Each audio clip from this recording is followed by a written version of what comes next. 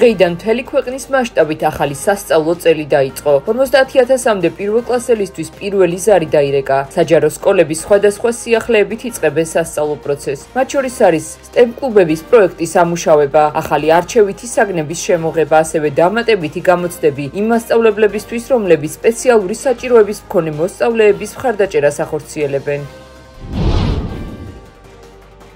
სახელმწიფო უსაფრთხოების სამსახურის მიერ ნაციონალური მოძრაობის პოლიტსაბჭოს წევრის ლევან ხაბეიშვილის დაკავების საკითხი შეფასებების თემაა პოლიტიკურ სპექტრში. სუსმა ხაბეიშვილი ქრთამის სახით მოხელეებისათვის ფულადი თანხის საჯარო დაპირების ბრალდებით დააკავა. მოგვიანებით მას ბრალი ასევე წარედგინა საქართველოს სისხლის სამართლის კოდექსის 317 მუხლით, რაც სახელმწიფო ხელისუფლების დამხობისკენ საჯარო მოწოდებას გულისხმობს. ლევან ხაბეიშვილს აღკვეთის ღონისძიების სახით პატიმრობა აქვს შეფარდებული.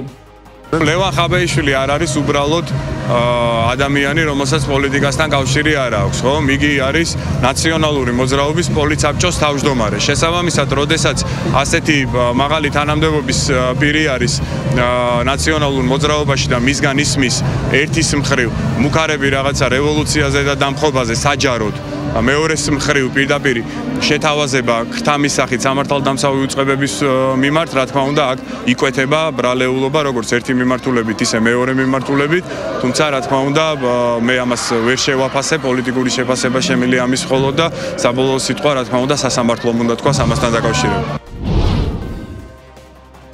კოალიცია ცვლილებისთვის ერთ-ერთი ლიდერი ელენე ხოშტარია დააკავეს. სამართალდამცველებმა ხოშტარია მის სახლთან აიყვანეს. დაკავების მიზეზი სავარაუდოდ ქართული ოცნების მერობის კანდიდატის კახა კალაძის ბანერის დაზიანება, არაზეც შინაგან საქმეთა სამინისტრომ საქმე აღძრა. კერძოდ გამოძიება სისხლის სამართლის კოდექსის 197 მუხლით დაიწყო. რაც ნივთის დაზიანებას ან განადგურებას გულისხმობს. რა თქმა უნდა, პროვოკაცია.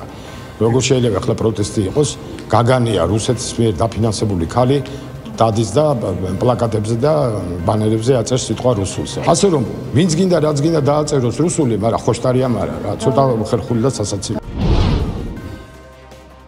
დღეს სახელმწიფო უსაფრთხოების სამსახურში განცხადება შეიტანა საქართველოს რკინიგზის ყოფილმა თანამშრომელმა გია ყრუაშვილმა. ყრუაშვილი პირდაპირ მიუთითებს საქართველოს რკინიგზაზე არსებული ელიტარული კორუფციის ფაქტების შესახებ და სახელმწიფო უსაფრთხოების სამსახურის ხელმძღვანელობისგან სათანადო რეაგირებას მოითხოვს. ყრუაშვილის განცხადებაში მითითებულია განსაკუთრებით მძიმე რამდენიმე დანაშაულის შესახებ. საქართველოს რკინიგზის სამეთვალყურეო საბჭოს გადაწყვეტილებით ჩამოწერილი იქნა 18 მილიონის ღირებულების აქტივები.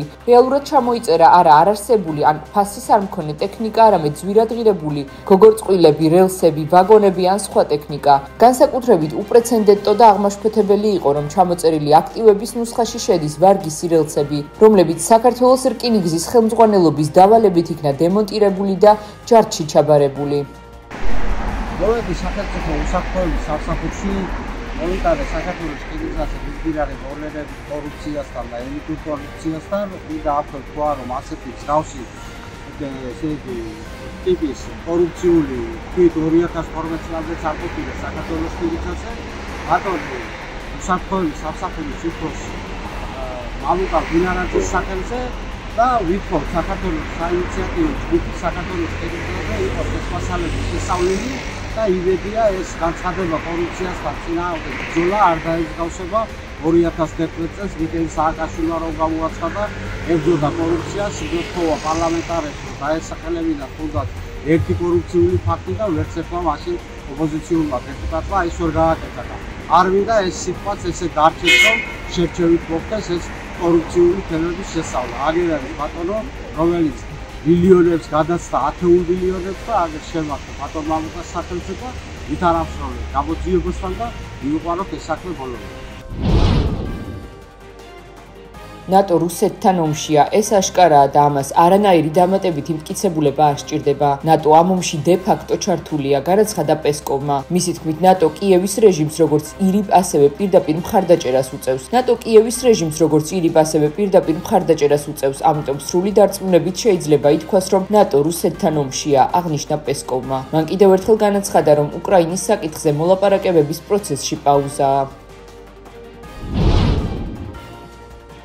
ამერიკის შეერთებული შტატების პრეზიდენტის დონალდ ტრამპის განცხადებით, ევროპელებს რუსეთის მიმართ საკმარისად მკაცრი პოზიცია არ აქვთ და რომ ისინი მხოლოდ ლაპარაკობენ და არ მოქმედებენ. დონალდ ტრამპმა ჟურნალისტებს განუცხადა, რომ ამერიკის შეერთებული შტატების შემდგომი სანქციები დამოკიდებულია იმაზე, გაამკაცრებს თუ არა ევროპას საკუთარ შეზღუდვებს და შეწყვეტს თუ არა რუსული ენერგორესურსების შეძენას. კითხვაზე დაუწესებს თუ არა ნატო რუსეთს სანქციებს, ამერიკის შეერთებული შტატების პრეზიდენტმა უპასუხა, რომ ალიანსი და ევროპა თავის საქმეს არ ასრულებენ.